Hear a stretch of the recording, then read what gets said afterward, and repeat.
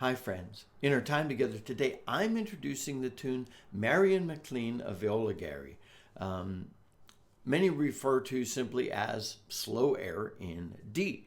Now, if you look up slow air in D, you're going to find a number of different tunes.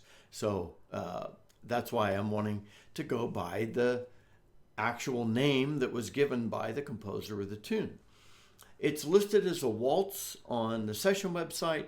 It's played as a waltz by the composer, and but it's also beautiful as a slow air. So play it as you like. And in a couple of days, I'll do a practice session and maybe walk through it a couple of different ways so that you could get the flavor of that varying experience of how you would do a waltz differently than a slow air with a tune like this. We'll follow the usual pattern. I'll walk us through the tune, standing so you could see my hands. It's a bit of a longer tune, so I'll break it into pieces. We'll then walk through the entire tune in the play along with Scott section. We'll think about any difficulties you may experience, ornaments, expression, and then I'll share what we know of the history of the tune. And so I've looked at different versions. This is a tune that a number of our friends have asked that we learn and walk through. And so I'm just really happy to do that because it's so lovely. And it's been on the list for a little while and I finally got around to it. Sorry it's taken me so long. I'll place a link at the top of the notes to this video to the page on my website from which you could download the music and tabs. Now, I've looked through a number of the tabs. Some of the music and tabs, and there are a couple of different ways of transcribing this. One of them adds more repeats. I like the more repeats because it makes the music shorter, but the repeat sections are so long, it's easier to just show the first repeat and then to just play the rest of the tune through so that you don't get confused by repeats that are at least a line, musical line long. That's my reasoning there. whether it works or not, if you use the music and tabs, you'll be fine. So let me walk us through the tune. And what I'll do is I'll play a phrase and I'll pause. I'll play the next phrase and pause. And the idea is for you to come back to this section a number of times. And after that, at the end of the first bit that repeats, I'll just stop there, let you know that I've stopped there, and then move into the second bit. So here's the first bit that repeats of Marion MacLean of Eoligarry.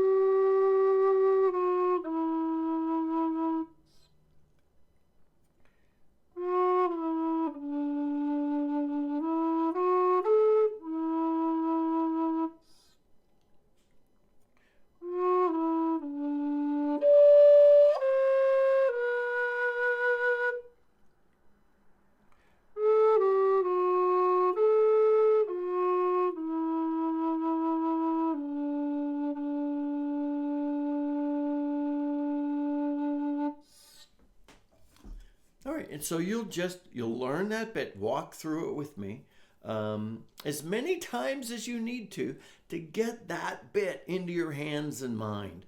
And it'll work its way into your heart.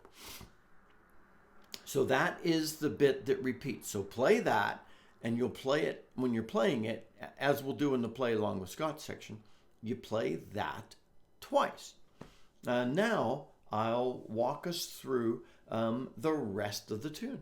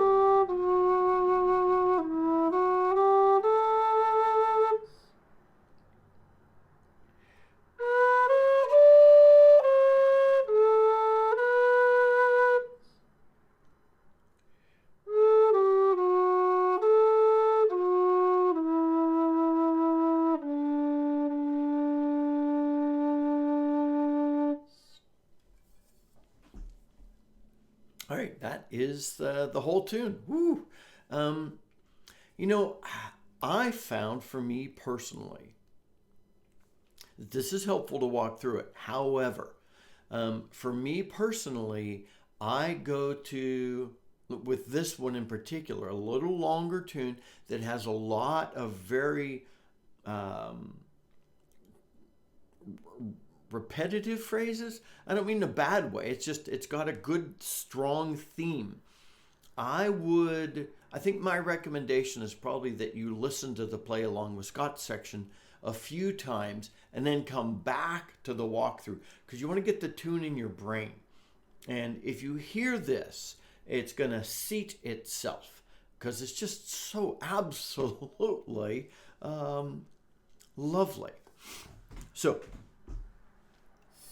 I'll play through the entire tune, including the repeat, at just a slightly faster, little bit more waltzy pace.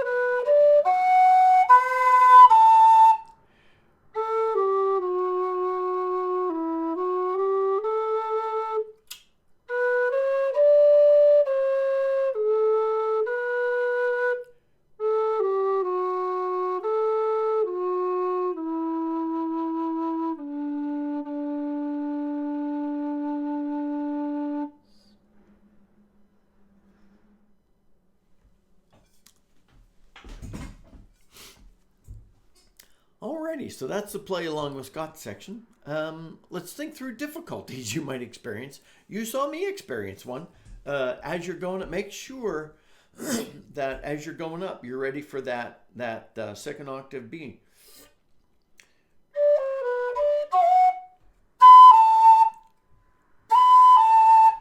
And I missed it in that last line. Rats.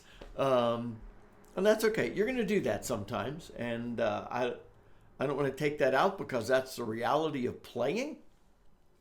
And so that's probably a couple of challenges. One of the challenges is hitting the second octave A and the second octave B.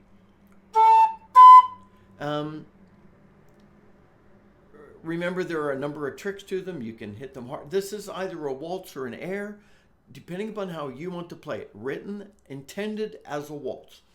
So you might want to just slide up to it.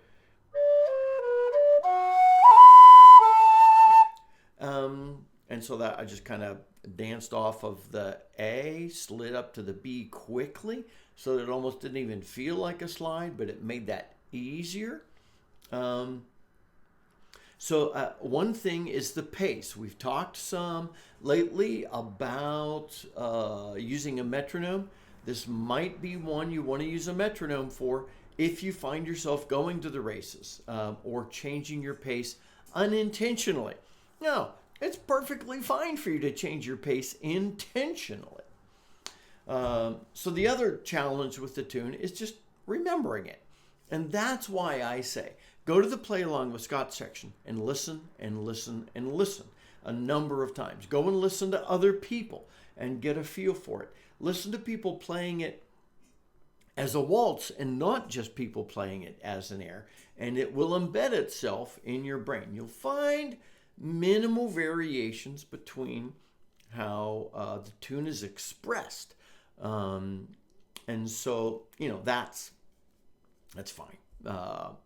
You should expect that, right? And we'll get into the history. I'm dying to dive into the history, but we'll get to that. And I didn't mention I'm playing today on my Howard Low D with the balanced head. And as I like to do these days, I'll stick a link to the Howard website and one other store in the notes to this video. Ornamentation and expression, some of it depends on whether you're choosing to play it as an air or as a waltz. So think of the swing of the waltz.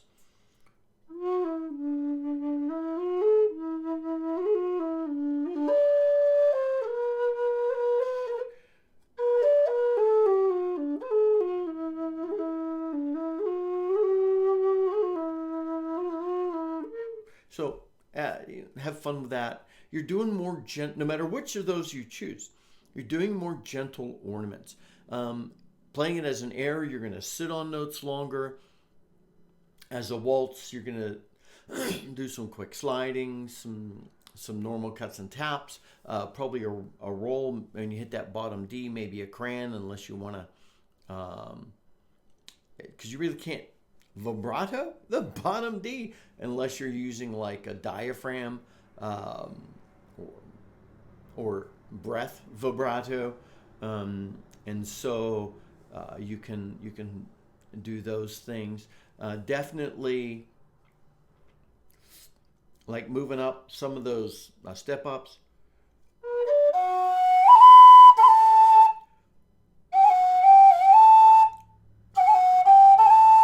So I like to tongue that D and then slide to the A. So again, you feel it, and I'm still thinking through that myself. I'm listening to a bunch of recordings, but I haven't landed on ornamentation and expression completely. And that's why I want to play it through for you, kind of as an air and as a waltz, because it's a different feel, and it's beautiful. Let's dive into the history of the tune a bit. The Scottish musician Colin Melville composed this tune, and he composed it in honor of Marion MacLean and of Eoligarry. And Eoligarry is a section of the island of Barra in the Outer Hebrides in Scotland. Interestingly, you can look up Marion MacLean, but apparently that's kind of a popular name. And so you're going to find people, I found Marion MacLean's from the 16th century, 17th, 18th, 19th, a number of them in the 20th.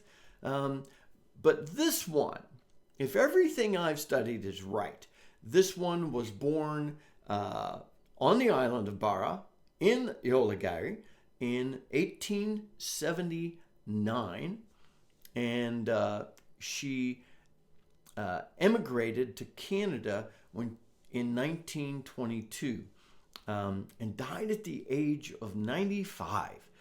Pretty amazing, assuming I get everything correct there.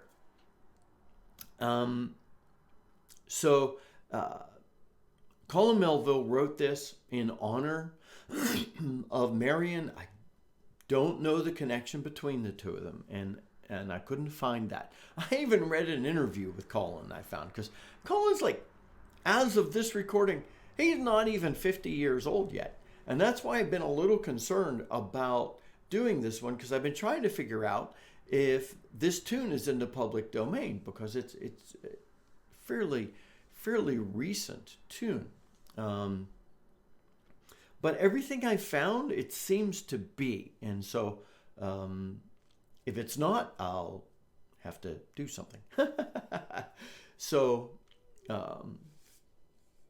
Anyway, Colin originally studied and became a civil engineer, but was also a bagpipe player who also became a low whistle player. But he's professionally a bagpipe player. He, as I said, studied as a civil engineer and then became a professional musician. And so this tune first appeared on the album Fit of Giggles, and that Colin did with another musician friend. And you can look up bits of that. And I'll actually put a link to Colin playing Marion MacLean of Eoligarry on a low whistle. I'll put a link to that in the notes to this video. And so it's really kind of fun. I hope this has been helpful, my friends. If this has been a helpful video, please like it. That helps our channel out. If you're new to our community, we'd love to welcome you in. Please subscribe and join the great things we're doing together. Learning to play the low D whistle, throwing some high in there, because that helps develop our skills. And some of our community are high D focused. And some of our community have whistles with every key, and we're just learning lots of great stuff together about this beautiful instrument and becoming better musicians. If you know more about this tune, please comment in the comment section to this video. Until next time, this is Scott Shade. Happy whistling, my friends.